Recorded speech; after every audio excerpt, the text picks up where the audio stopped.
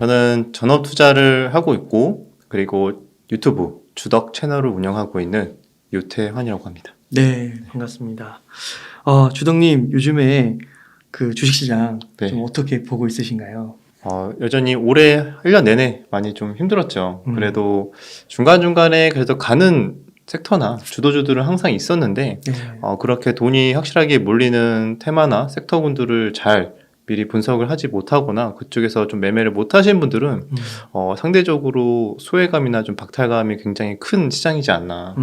그런 좀 어려운 시장이었다고 많이 보고 있습니다. 그러니까 이게 어렵고 하락장이라고 모두들 다 똑같이 말씀을 하시는데 네네. 제가 듣기로, 건네 듣기로 주덕님께서 올해 성과가 너무 좋으셨다고. 너무 그렇게 좋으셨다고 하면은 조금 부끄러운데 네. 그래도 시장 대비로 좀 수익률을 그래서 혹시 몰라서 제가 수익률을 이제 가지고 왔는데 네. 시장 대비로 본다면은 굉장히 좋은 성과가 나왔더라고요. 왜냐면은 올해 제 수익률이 한 20% 정도, 19% 정도 나왔으니까 와, 이 안 좋은 시장에서. 코스피가 현재까지 보니까 한 19% 정도 마이너스더라고요. 그래서 시장 대비 약 한 40% 정도 와. 아웃퍼폼을 했다라고 본다면은 그렇게 본다면은 굉장히 성과가 이제 좋게 보이지만 제 개인적으로는 과거 레코드랑 비교를 해봤을 때는 과거 10년 정확하게 따지면은 한 8년, 9년 정도 되는데 그 기간 동안의 수익률을 본다면은 올해의 수익률이 가장 저조했습니다. 20%가 가장 저조하다고요? 네. 그래서 개인적으로는 좀 만족하지 못하고는 있어요. 근데 그만큼 시장이 어려웠다라는 것도 저도 조금 많이 좀 체감을 하는 것 같아요. 저도 오랜만에 한번 수익률 한번 쭉 봤거든요. 그래서 제가 이제 보여드리겠지만 작년 수익률도 한 46% 정도 수익률이 나왔었는데 와. 그것도 시장 대비로 봤을 때는 한 40% 정도, 43% 정도 아웃퍼폼 코스피 대비 작년에도 코스피가 못 올랐네요. 보니까 3% 올랐더라고요. 1년 동안 딱 1월 1일부터 이제 12월 말까지 딱 봤을 때는 한 3.6%? 그 정도 올라서 작년에도 시장이 이렇게 나쁘지는 않았다고 느껴지긴 하지만 뭐 절대적인 수치는 그렇게 재미는 없었다. 이렇게 판단을 할 수가 있을 것 같아요. 그러면 주덕님 좀 실례지만 네. 코로나 때는 어떠셨어요? 2020년. 그때는 다들 좀 수익률 좋으셨잖아요. 코로나 때만 그 하락할 때 팔지만 않으신 분들 그때만 안 팔았으면은 사실 그 2020년도는 계속 올랐거든요. 그래서 그때는 110% 이상 정도 수익률이 났던 걸로 기억을 하는데 아마 그때 이게 뭐 자랑할 만한 수익률은 또 아닐 수도 있는 게 생각보다 그때 카카오만 들고 있었어도 제가 알기로는 제 수익률을 넘어섰을 거예요. 아유, 그래도 그걸 들고 있는 것 자체도 힘드니까. 네, 그래서 그때는 그만큼 시장이 많이 좋았고 그래서 그때부터 근데 그때에 비하면은 지금 수익률이 많이 좀 줄어들긴 했는데 그래도 시장이 많이 하락했으니까 거기에서 좀 위안을 삼으면서 저는 그래도 조금 다른 게 전 어떻게 보면 전업 투자이고 당연히 이제 트레이딩을 이제 주로 매매를 하다 보니까 이렇게 어려운 시장에서도 꾸준하게 수익을 내는 전략에 최대한 집중을 많이 하고 있죠. 그래서 일반적으로 많은 분들이 뭐 재테크 차원에서 이렇게 조금씩 모아가거나 이런 매매랑은 좀 많이 다른 좀 투자를 하고 있다라고 좀 참고를 해주시면 좋을 것 같습니다. 트레이딩. 네네네. 약간 그런 쪽으로. 근데 우선은 그 수익률만 봤을 때요. 이 정도 이렇게 달성하면 그 제도권 내에서 만약 이 정도 수익률 달성하면은 1등 펀드 매니저 아닌가요? 네, 그럴 수 있는데, 근데 왜냐하면 저는 그런 펀드처럼 엄청나게 큰 규모의 돈을 굴리는 게 아니잖아요. 거기에서는 막 수천억 이상 돈을 굴리는 이제 펀드들이 많기 때문에 그렇게 큰 돈과 저처럼 이제 몇 억 단위, 뭐 단위로 운영하는 금액이랑은 좀 다르죠. 비교 자체가. 방법이 다른 거예요. 네, 금액이 커질수록 확실히 수익 내는 게 엄청 어려워져요. 왜냐하면 투자할 수 있는 곳이 제한적이기 때문에 저도 금액이 적을 때는 훨씬 더 높은 수익률이 많이 나왔었는데 최근에는 그래도 이 단기 매매 계좌에서는 금액이 좀 많이 올라가면서 수익률 내기가 많이 좀 어려워진다는 걸 많이 느끼고 있는데 그럼에도 불구하고 아직까지는 굉장히 가벼운 정도의 수준이고 정말 이제 수백억이나 수천억 이상 올라가면은 그때는 거의 시장 대비 이렇게 좋은 성과가 내기가 많이 어렵죠. 그렇구나. 네. 그러면 이 올해가 하락장이잖아요. 네네. 3,300에서 거의 뭐 2,100까지 갔다가 2,300까지 2,400 뭐 이 정도까지 올라온 건데 그러면 인버스 투자를 막 하신 건가요? 인버스도 가끔 했고요. 근데 비중이 이렇게 많지는 않았고요. 어. 인버스보다도 그때 또 시장에 맞게 또 잘 피해 있었던 적도 있었고 피해 있고 저점에서 한 적도 있었고 또 그게 아니더라면은 시장이 하락할 때도 비교적 성과가 괜찮은 또 섹터들이 있어요. 뭐 가령 예전에 하락했을 때는 뭐 로봇이라던가 아니면은 신재생 쪽도 강했었고 2차 전지도 좋았죠. 네, 그때도 그것도 좋았고 그리고 또 바이오도 비교적 항상 강했었거든요. 하락장에서 비교적. 그래서 거기 내에서도 선별을 해서 종목을 선별을 해서 잘 공략을 하면은 그래도 시장 대비 좀 좋은 성과가 날 수는 있었습니다. 그 지수는 하락해도 종목은 네. 롱을 잡은 거네요. 네, 그쵸. 대신에 좀 더 막 무섭게 하락하고 있을 때는 잠시 좀 피해 있다가 괜찮게 보던 섹터나 주도주에 한해서 오히려 좀 과대 낙폭을 노린다던가 이런 식으로 전략이 좀 잘 먹혀서 그래도 저도 이번 올해 월별 레코드를 쭉 보면은 손실난 달도 꽤 있어요. 아, 그러세요? 네. 근데 그래도 수익 날 때 더 수익을 많이 내서. 받기 때문에 그 손실을 다 이제 메꾸고 수익으로 이제 마감을 할 수 있었던 거지. 한 손실난 달도 그래도 현재 12월 아직 초지만 전대까지 봤을 때 제가 봤을 때 한 4개월 정도는 손실이 난 것 같아요. 연속이요? 연속은 아니고 중간중간에 중간중간에. 네, 총 한 11개월 정도로 봤을 때 한 4개월 정도는 손실이 났는데 그래도 남은 한 절반 이상을 그래도 수익으로 잘 차곡차곡 쌓아가서 그래도 괜찮은 성과가 나왔던 것 같아요. 그러면 이미 지나간 일이니까 네. 혹시 뭐 한두 개 종목 네. 어떻게 투자하셨는지 그리고 이 산다고 해도 네네. 단기 트레이딩이면은 뭐 바로 파는 건지 뭐 하루 있다 파는 건지 뭐 이런 것도 좀 궁금하거든요. 그래서 전략도 여러 가지가 있어요. 네. 약간 이제 기법이라고 만약 얘기를 한다면 기법이라는 게 굉장히 뭐 거창한 그런 게 아니고 어떻게 투자하는 방식을 좀 의미하거든요. 그래서 뭐 스윙으로 투자하는 방법도 있고 스윙이라고 하면 뭐 한 며칠에서 한 1, 2주 단위로 조금 비교적 길게 가져가는 단기 매매에 포함이 되고 하루 단위로 매매하는 데이 트레이딩도 있고요.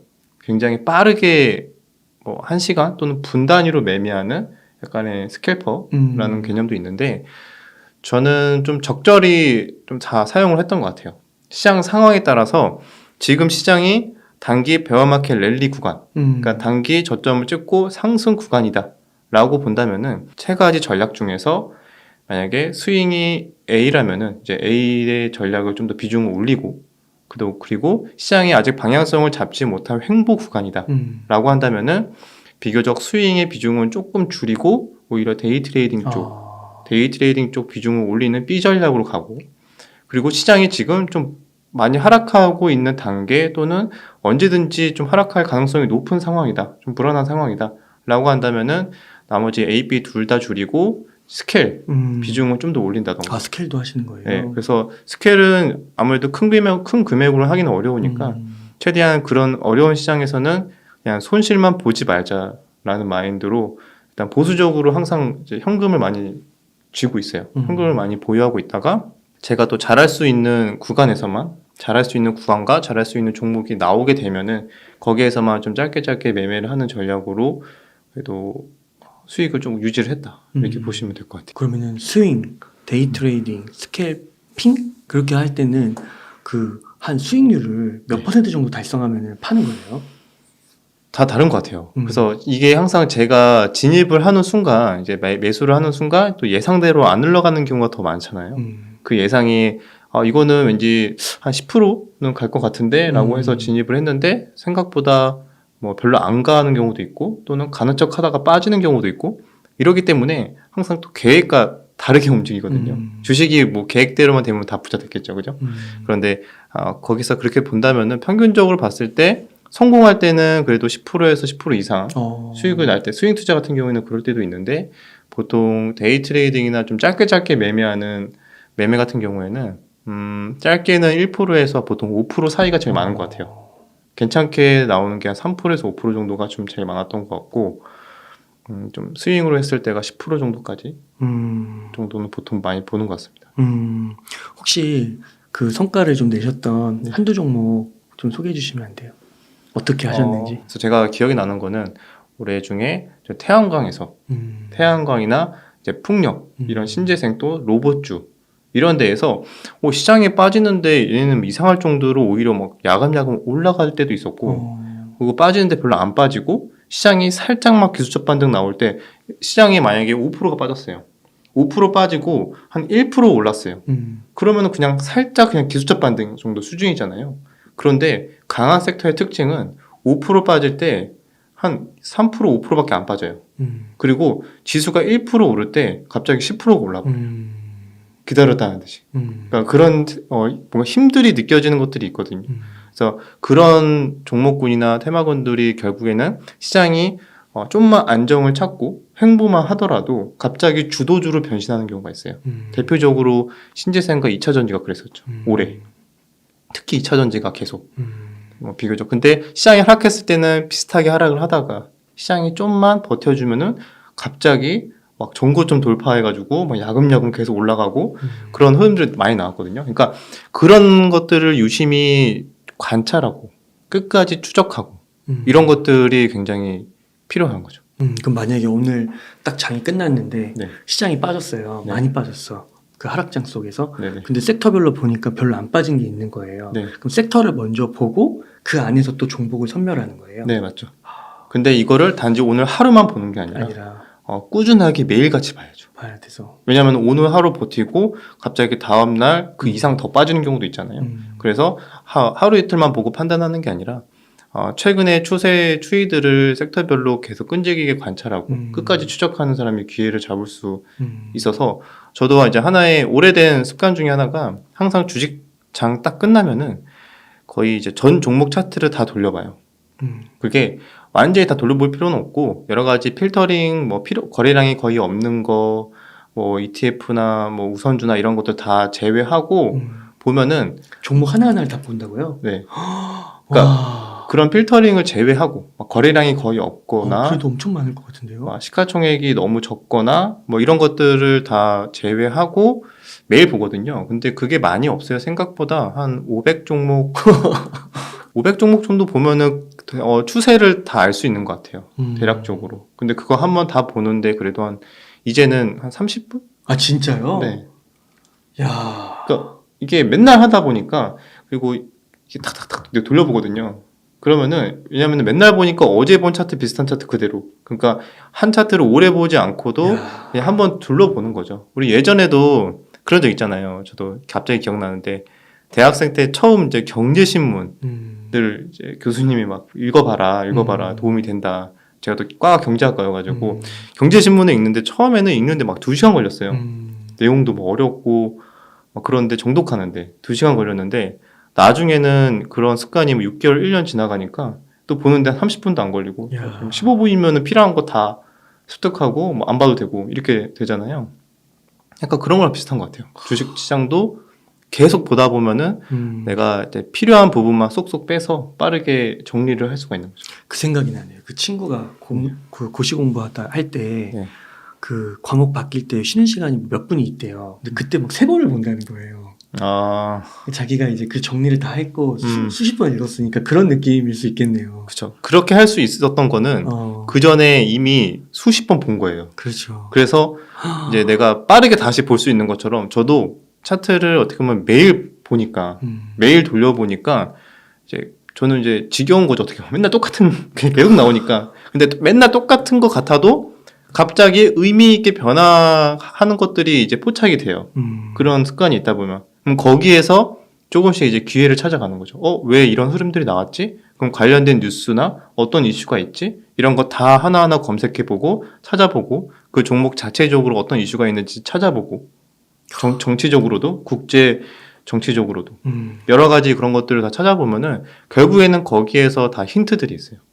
어떠한 모멘텀이 나올 수 있고 결국엔 거기에 대해서 또 중요한 주도 섹터가 나올 수도 있고. 야, 그러니까 그렇게 하시니까 이렇게 되는 거고. 그러면은 그 만약에 2차 전지라고 하면 그 대형주, 소형주 이런 거 가리지 않고 막 그 LG 엔솔 시가총액 2위 기업으로도 막 하시고 막 그러는 거예요. LG엔솔을 개인적으로 하진 않았고요. 저는 오히려 조금 중형주 위주로 좀 매매를 많이 했는데 결과론적으로 봤을 때는 LG 엔솔도 정말 잘 올라갔더라고요. 맞아요. 저는 그렇게까지 잘 갈 줄 몰랐는데 이번에 아마 그 MSCI 리밸런싱 관련해서도 좀 수급적인 요인 때문에 더 잘 간 것 같긴 하더라고요. 그래서 어쨌든 그렇게 대장이 잘 버텨주니까 다른 2차 전지주도 굉장히 또 좋은 흐름이 나왔다가 근데 최근에 다 꺾였죠. 최근에는 시장이 조금 다시 꺾이면서 대부분 또 2차 전지주들도 많이 차익 실현이 나온 상황이라서 네. 지금은 그렇게까지 매력적이진 않은 것 같아요. 개인적으로. 그러니까 이 중소형주를 좀 위주로 하신 거는 아무래도 짧은 기간 동안 탄력적으로 움직이는 게 중소형주라서 라고 볼 수 있을까요? 네, 그렇죠. 그렇다고 해가지고 막 그냥 무조건 작은 종목을 하는 건 아니고 거기에 따라서 거기에서도 이제 기준이 있어요. 뭐 최소한 1,000억 이상, 2,000억 이상 종목을 한다던가 뭐 이런 식의 기준들이 있어서 주동님이 아직 책을 안 쓰셨죠? 네네. 이런 거 한번 정리해 주시면 너무 좋을 것 같아요. 네, 저도 빨리 쓰고 싶은데 여유가 없어서 뭐 사실 이제 매매하시는 분들은 아실 텐데 일단 하루 동안에 주식 매매만 하고 주식만 보고 마감이 돼도 살짝 좀 긴장이 쫙 풀리고 힘이 이제 녹초가 돼요. 그렇죠. 네, 그럴 것 같아요. 저는 이제 그거에서 또 이제 유튜브도 하고 하다 보니까 또 이제 시간을 내서 책까지 쓰려고 하면은 이미 막 집중이 안 되더라고요. 또 육아도 하셔야 되잖아요. 네. 두 아이의 아빠로서. 그래서 해야지라고는 하지만 살짝 이런 시간이 없다라는 변명을 좀 하고 있습니다. 그러면 주덕님 혹시 요즘 조금 좋게 보시는 섹터 좀 있으실까요? 저는 좀 시장이 좀 더 추가 하락을 할 수 있다는 조금 입장을 갖고 있어서 그러면은 섹터가 사실 지금 그렇게 매력이 있는 섹터가 많이 보이진 않거든요. 네. 그래서 왜냐면은 강했던 종목들은 이미 좀 많이 비싸고요. 네. 대표적으로 2차전지나 신재생 쪽은 많이 오른 게 있었고 그리고 많이 빠진 종목들은 사실 메리트가 당분간은 만약에 내년에 경기 침체가 올 가능성이 굉장히 높기 때문에 거기를 그 경기 침체를 감안한다면은 굳이 지금 살만한 메리트는 또 아닌 것 같고 그러면은 판단은 그거죠. 경기 침체 국면이 와도 성장할 만한 섹터에서 시장이 하락해서 비교적 저렴해진다면은 거기에서 저가 매수를 할 만한 섹터를 좀 생각을 해야 될 거 아니에요. 그러면은 왜냐면은 경기 침체 오더라도 성장할 만한 섹터는 올해 강했던 2차 전지나 신재생 쪽, 뭐 우리나라에서도 이제 풍력에 대한 또 호재가 나왔거든요. 왜냐면 우리나라에서도 태양광 대비 풍력 비중을 더 올리겠다라는 정부 방침이 또 나왔었고 그렇게 본다면은 풍력주를 많이 본다고 했을 때 시장이 지금 추가적으로 하락할 가능성이 높다. 그러면 시장 때문에 다 같이 무너진다라고 했을 때는 비교적 2차 전지나 신재생에서 풍력이나 뭐 이런 종목 내에서 또 과도하게 빠졌다 싶을 때는 또 그런 섹터를 좀 관심 있게 볼만하지 않을까 생각하고 있습니다. 그 많은 분들이 반도체도 언급을 하시던데 반도체랑 2차 전지를 좀 최우선으로 얘기하시는 분들이 그 비율상으로는 좀 많아 보이더라고요. 반도체는 좀 어떻게 보세요? 제가 일단은 반도체를 잘 모르는 것도 있고요. 그런데 일단은 반도체는 경기에 굉장히 민감하기 때문에 이번에 하이닉스가 적자가 나올 거라는 전망도 있잖아요. 그래서 하이닉스도 그렇고 삼성전자도 그렇고 결코 경기 침체에 자유롭지 못하다. 그렇게 본다면은 좋게 나와야 좀 박스권 또는 가능성이 좀 더 높게 보는 거는 추가적인 하락도 저는 생각을 하고 있기 때문에 근데 문제는 그거죠. 경기 안 좋은 거는 다 안다 이건데 문제는 이게 이제 시장에서 다 반영이 됐다, 안 됐다 이거 가지고 지금 많은 분들이 이제 싸우시잖아요. 경기 침체가 주가에 반영됐냐, 다 됐냐, 안 됐냐, 네네네. 되더라도 어느 정도 됐냐. 네. 그래서 대부분 많은 분들이 경기가 힘들어질 거다는 대부분 인정을 하세요. 그렇죠. 왜냐하면 금리가 이렇게 올랐고 물가가 올랐으니까 사람들이 이제 소비가 감소했으니까. 그런데 아니 우리 경기가 안 좋은 거랑 별개로 주식은 원래 킹반영이라는 말이 있다. 선반영. 그래서 내년에 안 좋을 거를 올해 다 반영이 됐기 때문에 지금이라도 매수 기회다. 라고 말씀하시는 분들이 있고 아니다. 지금 다 많이 빠진 것 같지만 진짜 무서운 거는 신용 리스크이기 때문에 어떠한 또 트리거가 터질 수 있다. 가령 2008년도에 터졌던 리먼 파산 때처럼 그런 신용 리스크들이 남아있다. 그거를 우리는 지금 반영하지 않았다. 거기까지는 아니다. 네, 왜냐하면은 지금 우리는 경착륙으로 무난하게 그냥 이렇게 좀 힘들다가 다시 괜찮아지는 거를 반영한 게 지금 현재 상황인 거고, 무언가가 크게 막 파산하고 막 이런 것들은 아직 반영하지 않았기 때문에 아직도 하방이 열려 있다. 물론 무조건 그런 신용 리스크가 터진다는 보장은 없지만 이런 경기 침체가 내년까지 지속된다고 가정하면은 그런 신용 리스크가 터질 확률이 굉장히 높다. 네. 이렇게 보는 거죠. 그래서 그런 두 의견이 이렇게 팽팽하게 많은 분들이 이제 생각을 하고 있는데 저는 좀 이런 후자 쪽에 가깝죠. 저도 그래서 내년 덜 반영됐다. 네. 충분히 지금 이번에 코인 관련해서도 거래소 막 파산하고 이런 것들도 있고, 그다음에 최근에 부동산 관련해서 PF 문제도 있고, 이번에 그렇죠. 도산하고 그러더라고요. 네, 건설 회사들. 좀 조그만 중견 또 소형 또 기업들은 맞아요. 좀 도산하는 기업도 생기고, 이런 것들이 어떻게 보면 하나의 좀 전조 증상으로 보이거든요. 그런데 그렇다고 해가지고 이런 것들이 보이니까 우리 빠르게 또 금리 인하를 한다던가 부양을 적극적으로 또 할 수 없는 상황이라서 결국에는 이거를 온전히 또 내년까지 우리가 끌어안고 이 리스크를 끌어안고 마치 살얼음판 걷듯이 제발 무슨 일이 일어나면 안 되는데 라고 하면서 우리는 지금 가고 있는 상황이라고 생각을 해요. 네. 다행히 큰 이런 신용 리스크 없이 지나가면 다행인데 우리가 또 항상 이런 것들이 마음대로 되지 않는 거기 때문에 우리는 항상 최악의 경우의 수를 좀 고민을 하고 대응을 해야 되지 않을까. 그래서 그런 경기 침체를 덜 반영했기 때문에 네. 경기 침체라는 이슈랑 좀 맞물려 생각할 때는 반도체는 아무래도 경기에 민감하니까 조금 더 흔들릴 수 있고 뭐 박스권 정도 이렇게 보는 게 맞는 것 같고, 그 다음에 조금 상대적으로 나아 보이는 게 뭐 앞으로 더 추적도 필요하고 관찰도 필요하겠지만 그래도 신재생과 2차전지 쪽이 섹터별로에서는 상대적으로 괜찮아 보인다. 네, 그쪽은 그래도 비교적 경기 침체에 비해서는 성장을 잘 할 만한 섹터이기 때문에 시장이랑 만약에 같이 무너지면 좀 기회가 될 수는 있겠죠. 근데 역시 시장은 똑똑해서요. 벌써 그걸 반영해서 걔네들은 아직 저 위에 있어요. 많이 막 안 떨어지고 많은 분들이 그만큼 계속 지켜보고 있다는 거죠. 네. 그러면은 주덕님께서는 지금 현 시점에서는 아까 이제 말씀을 하실 때 추가 하락이 좀 염두된다고 하셨는데 뭐 많은 분들이 좀 이 시점 되면 또 바라는 게 산타랠리 막 이런 거 있잖아요. 산타랠리가 온다. 산타랠리 안 오나요? 네, 최근에 제가 제 유튜브에서도 산타랠리 기대하지 말자라는 영상을 좀 올렸었는데 지금 시기가 사실 많은 분들이 산타랠리 기대하는 근거가 연준의 금리 인상 속도 조절이잖아요. 근데 그거에 대한 것들이 사실 최근에 많이 반영이 됐어요. 미국에서도 지수가 많이 반등이 나왔었고 다우지수도 한 단기적으로 20% 반등이 다 나와주고 좋은 흐름이 나왔기 때문에 그것들은 반영이 됐는데 이제 시장은 무엇을 바라보냐, 이제 경기 침체, 기업의 실적에 좀 더 주목을 할 가능성이 높습니다. 그러면은 여전히 기업이 실적이 좋게 나올 가능성이 굉장히 적고, 그 이유에 대해서는 당연히 올해 초부터 누적된 금리 인상과 그리고 물가 상승 때문에 결국에는 그것이 사람들로 하여금 소비를 줄이게 만들고, 그 소비를 줄이니까 기업들이 실적이 감소할 수밖에 없고요. 기업이 실적이 감소를 하니까 기업들은 또 최근에 아마존을 필두로 다른 또 기술주들 모든 대부분 회사들이 다 감원을 지금 하고 있거든요. 구조조정을. 그 구조조정을 한다는 거는 실업률이 올라가고, 그러면 그 실업자분들은 또 소비를 줄이겠죠. 그렇죠. 그러면 또 소비를 줄이니까 또 기업들의 실적은 또 안 좋아지고, 그러니까 악순환이 되는 경기 침체의 대부분 표본이잖아요. 이런 악순환이. 그래서 이런 과정들이 아직은 진행 중이라고 보고 있고 내년 초까지는 계속 진행이 될 걸로 보고 있기 때문에 그렇게 본다면은 실적이 가장 안 좋아지는 시기는 그래도 내년 1분기에서 2분기 그 정도로 되지 않을까. 그러면은 주식시장이 좀 더 빠르게 반영을 하잖아요.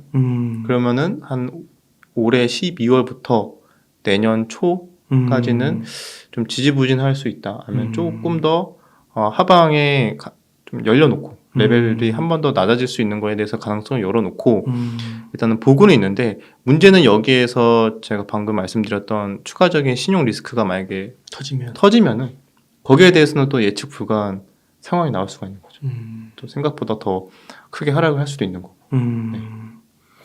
그래서 이게 참 불확실한 게 많네요. 또 실적만 봐도 불확실한 게 있는데. 네, 그나마 호재로 이제 산타 랠리에 대한 근거가 그거였어요.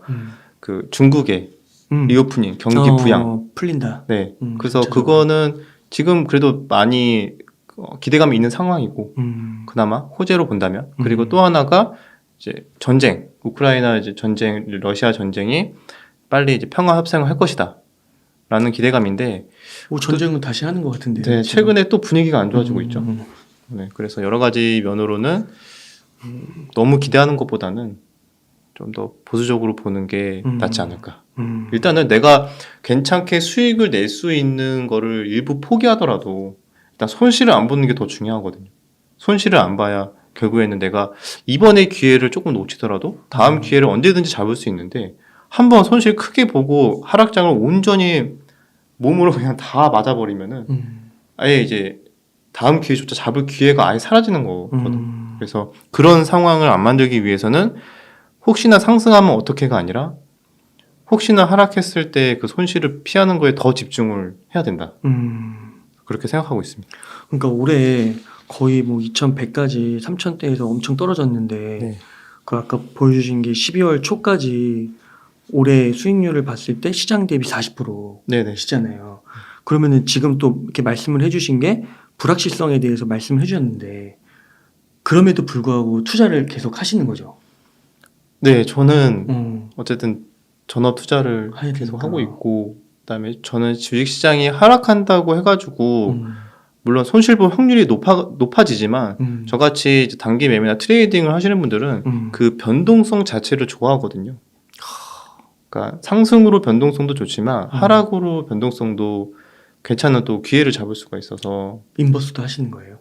뭐 인버스도 가끔 하는데 아까 이제 많이는 안 하고 그래서 하락했을 때도 오히려 그런 과대 낙폭이나 강했던 종목에 한해서 또 좋은 사면, 기회가 나오잖아요. 그러면 또 잠깐 반등이 나올 수 있으니까. 네.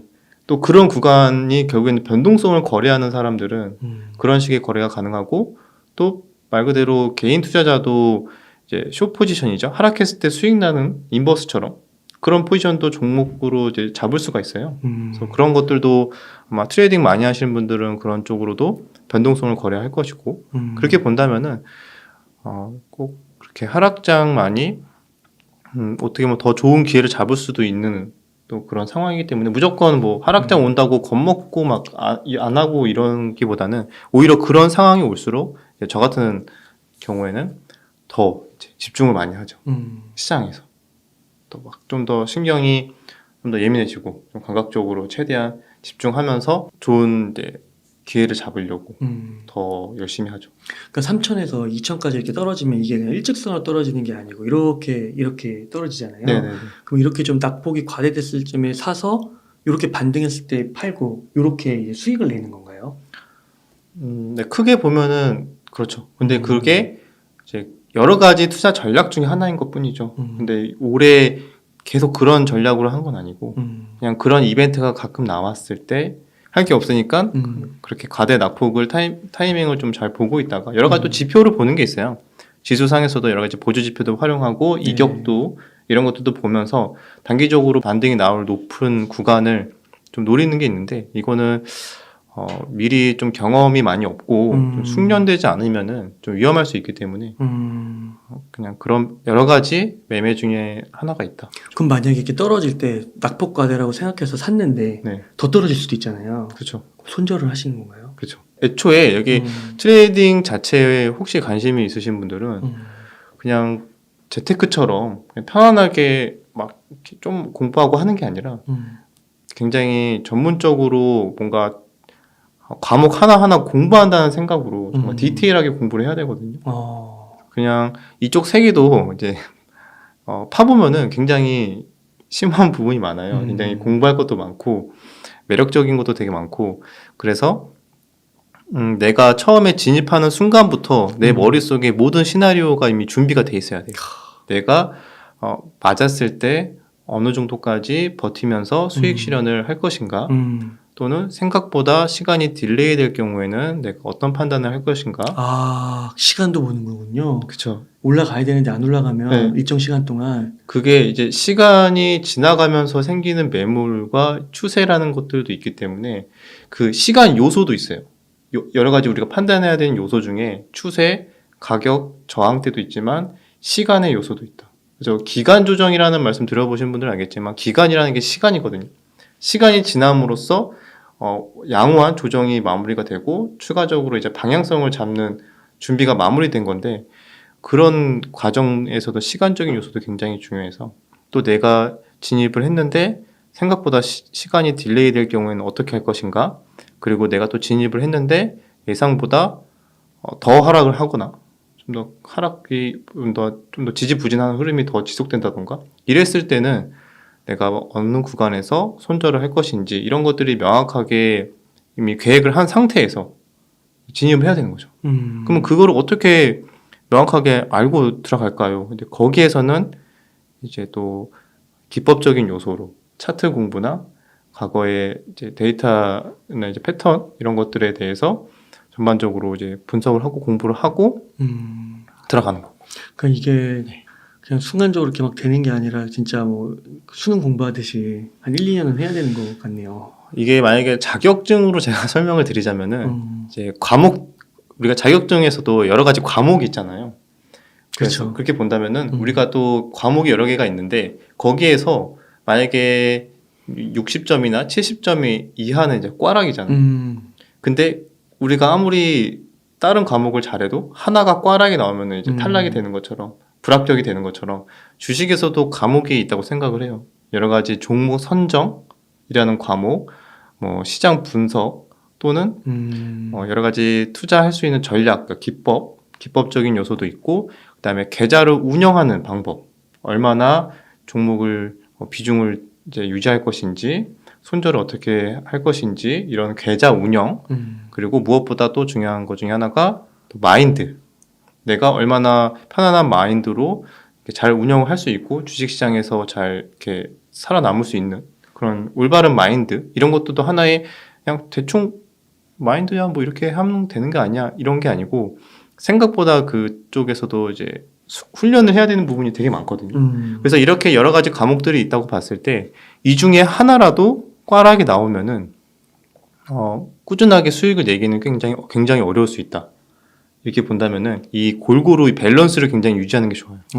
70점, 80점 이렇게. 네, 골고루 종목 선정, 시장 분석, 차트 보는 방법, 기법적인 것, 계좌 운영, 마인드 기본적으로 70점 이상은 다 유지를 해야 돼요. 꽈락이 안 될 텐데. 근데 아무리 다른 거 열심히 해도 만약에 계좌 운영에서 완전히 빵점이야. 빵점이 뭐냐면요. 손절 못하는 사람들. 그러면은 아무리 다른 거 잘 보고 시장 분석 잘해도 백발백중 하는 사람 없잖아요. 아무리 시장에서 그렇죠. 엄청 잘하는 사람이어도 열에 6번, 7번 맞춰요. 그럼 나머지 3번, 4번은 틀린단 말이죠. 근데 그 사람들은 왜 꾸준하게 수익을 내고 시장에서 계속 살아남느냐의 차이는 손실이 났을 때 내가 틀린 거잖아요. 그거를 빠르게 인정을 하고 실패를 인정하고 그냥 손절을 하는 거예요. 네. 그래서 손실을 최소화하는 데 집중을 하고 내가 이 상황과 이제 분석한 거와 맞게 떨어졌을 때 엉덩이 무겁게 인내심 갖게 수익을 극대화하고 트레이딩에서도 이제 기간의 차이 따라서 굉장히 다르지만 어쨌든 그런 관점은 똑같거든요. 그래서 여기에서 결국에는 꾸준하게 수익이 나는 사람과 살아남는 사람이 결정이 되는 건데 무조건 뭐 손절은 안 한다. 이렇게 잘못 생각하시는 분들이 있더라고요. 여러분 뭐 심지어 워렌 버핏도 손절합니다. 내가 처음에 이 회사가 이렇게 좋을 거라고 생각을 했는데 예상과 너무 다른 흐름들이 나왔을 때는 당연히 손절해야죠. 같이 투자하시는 분들도 또는 실적 보고 투자하시는 분들도 실적이 굉장히 좋아질 걸로 보고 투자했는데 내가 분석한 거와 달리 실적이 안 좋게 나왔어요. 그럼 바로 손절해요. 네. 그런 분들도 펀드 매니저 분들도 마찬가지고 하물며 트레이더 분들은 더 그 주기가 엄청 짧죠. 그런데 마치 손절은 주식은 뭐 하는 게 아니다.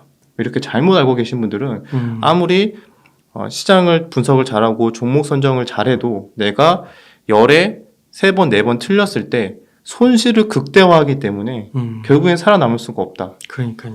그렇게 본다면은 만약 과목이 5개라면은 그 어떤 하나라도 꽈락을 하게 되면은 시장에서는 이제 쉽지 않은 거죠.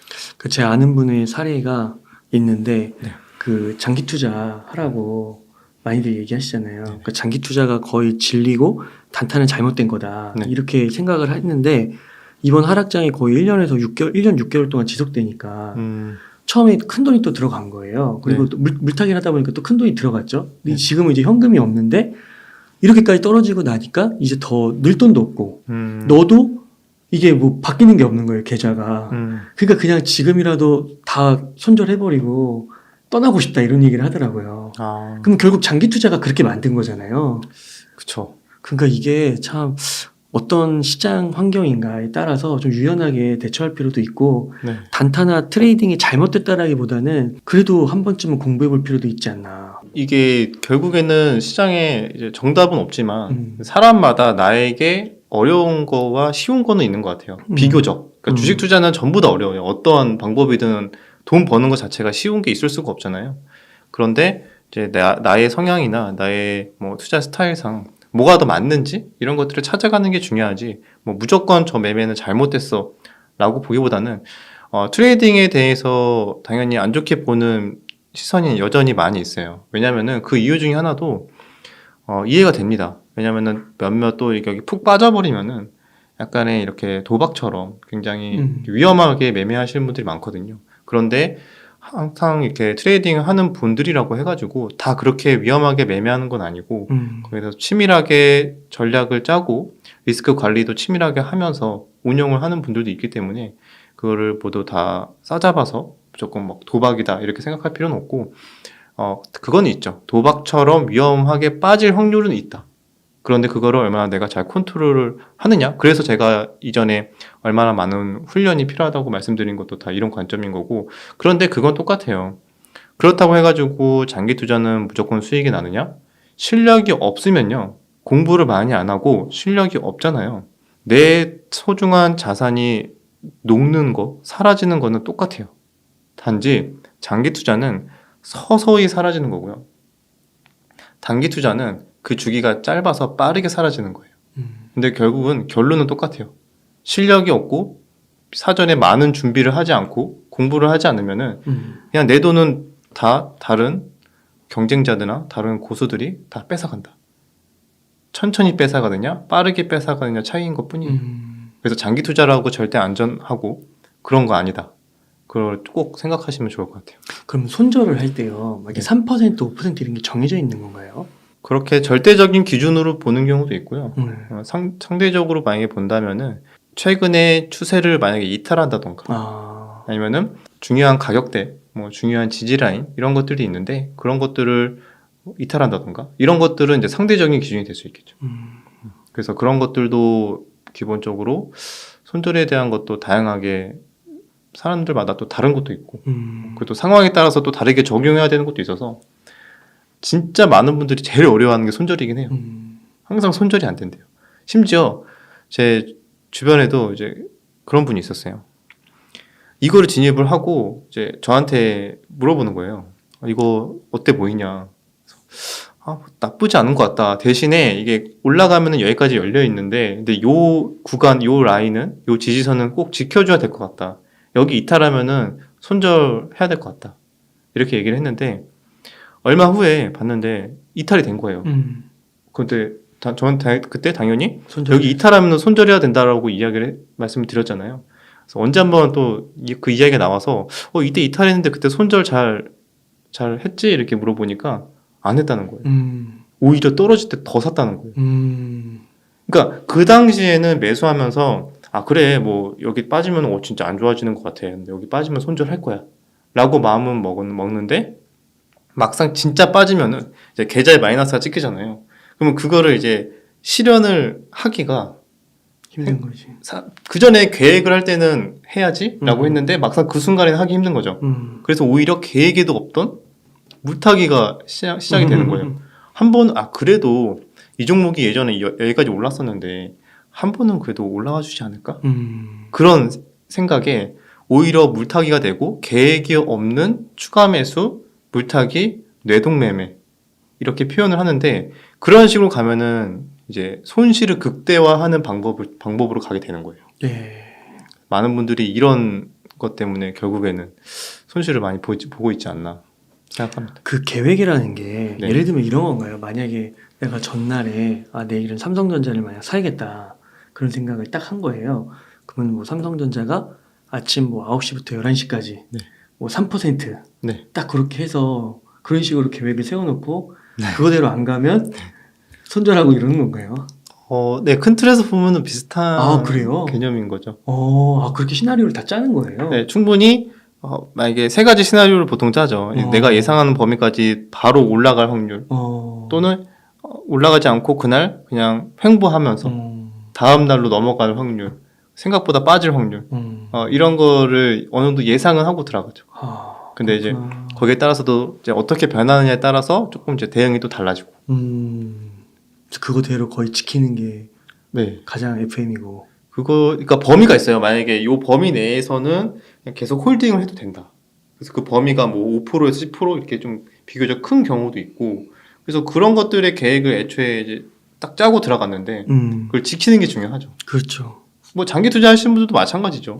나는 이 회사가 분명히 작년보다 올해 실적이 좋아질 걸로 보고 투자를 했는데 까보니까 실적이 엄청 망가졌어요. 그러면 애초에 처음에 들어갔을 때의 그 목표랑 완전 다르잖아요. 목적이랑. 목적은 실적이 좋아진 거 보고 들어갔는데 실적이 악화됐는데 그럼 팔아야 되잖아요. 그렇죠. 그거랑 똑같죠. 그거를 단지 차트 베이스랑 기술적 분석과 트레이딩 관점에서 보느냐, 실적에서 보느냐, 그거에 따라 다른데 장기 투자도 이제 잘 미스가 좀 실수 많이 하시는 분들은 실적이 안 좋게 나왔는데도 이번에만 안 좋은 거겠지. 합리화하는구나. 내년에 또 좋아지겠지. 추가 매수하자. 물론 그렇게 되는 경우도 있죠. 근데 이런 습관이 자꾸 이렇게 합리화하고 그냥 대충 넘어가고 이런 습관이 몸에 계속 남아있으면은 그때 뭐 운 좋게 다시 살아난다 하더라도 결국에는 돌고 돌아서 또 크게 팍 맞는 날이 오거든요. 그래서 애초에 철저하게 나의 그런 원칙들을 지키는 그런 습관들을 만들어가는 게 되게 중요합니다. 네. 그러니까 이 주덕님 말씀을 이렇게 듣다 보니까 확실히 이 트레이딩으로 투자를 하고 또 시장 대비 이렇게 높은 성과를 주덕님께서 달성하신 이유가 그냥 되는 게 절대 아니라 정말 공부도 많이 필요하고 절대적인 훈련의 기간도 필요하고. 네. 절대적인 시간을 굉장히 투자도 많이 해야 되고 그리고 이제 자기와의 싸움도 굉장히 중요하죠. 절제. 그리고 자기와의 스스로에 대한 약속 그런 것들을 지켜가는 것들도 필요하고 또 그런 게 처음부터 안 될 수는 있어서 그 또한 이제 훈련이 또 필요한 거죠. 그러니까 이렇게까지 고민하셔야 초과 수익률이 나오는 건데 이런 거 안 하고 사실 누가 유튜브에서 찍어주면 그거 사가지고 초과 수익률 얻으려고 개별 종목 사는 거잖아요. 그렇죠. 그냥 주변 말 듣고 해서 시장보다 훨씬 높은 수익률을 낸다? 네. 진짜 그건 운 좋은 사람인 거고 일반적으로는 거의 시장보다는 부진하죠. 그 주덕님 채널을 보면은 직접 투자를 하시기도 하지만 그 제자들을 가르치기도 하잖아요. 네. 근데 그 제자들 중에는 되게 똑똑하시고 네. 그 프로게이머 분들 계시더라고요. 네네. 그런 분들은 굉장히 영민하실 것 같은데 어떠신가요 요즘에? 제가 뭐 제자라고 말하기에는 너무 제가 조금 부끄럽고 물론 거기에선 제자라고 표현은 하지만 그래도 함께 저도 이제 배워나가는 과정에서 함께 성장하고 있는데 네. 제가 먼저 이 길을 걸어왔으니까 이 과정들을 지금 알려주고 있거든요.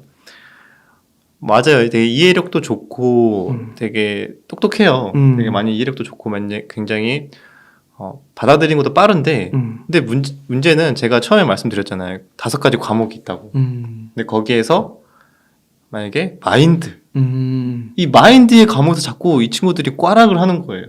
제가 분명히 기술적인 거, 기법적인 거, 차트 보는 법 이런 것들을 많이 알려줬음에도 불구하고 물론 성과가 좋을 때는 굉장히 좋은데 이 마인드에서 조급함, 욕심 막 이런 것들을 컨트롤하지 못해서 결국에는 잘 벌다가도 한 번에 또 크게 잃게 되고 그렇게 되니까 좀 계좌가 비교적 들쭉날쭉하게 되고 이런 시행착오는 어떻게 보면은 다들 겪는 과정이긴 하거든요.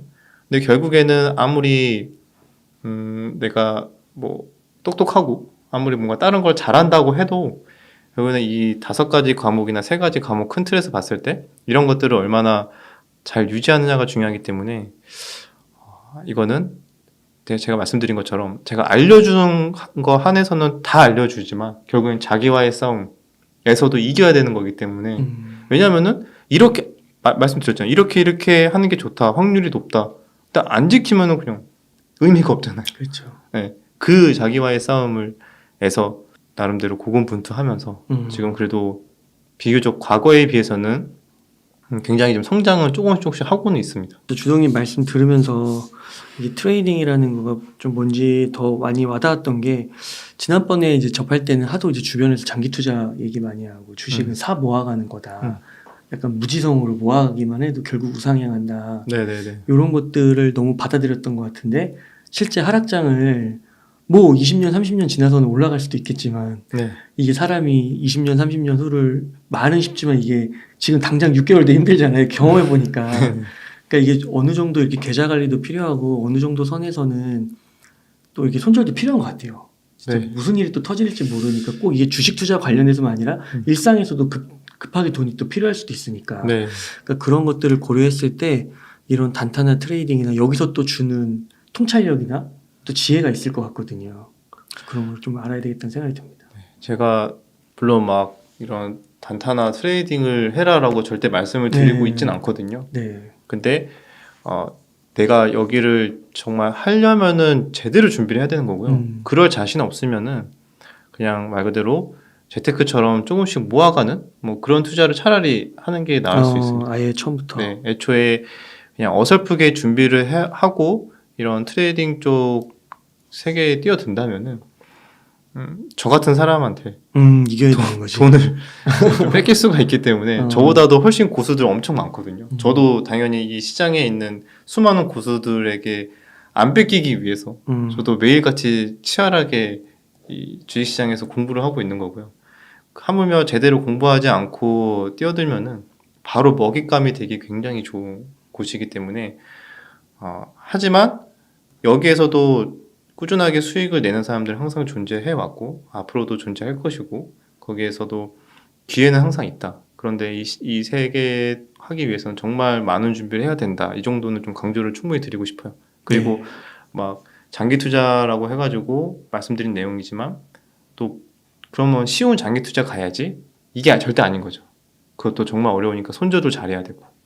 그래서 쉬운 게 없지만 결국에는 얼마나 또 내가 준비하느냐에 따라 달려있다? 뭐 이렇게 정리할 수 있을 것 같습니다. 그러면 오늘 인터뷰 한 요 정도에서 마무리하도록 하겠습니다.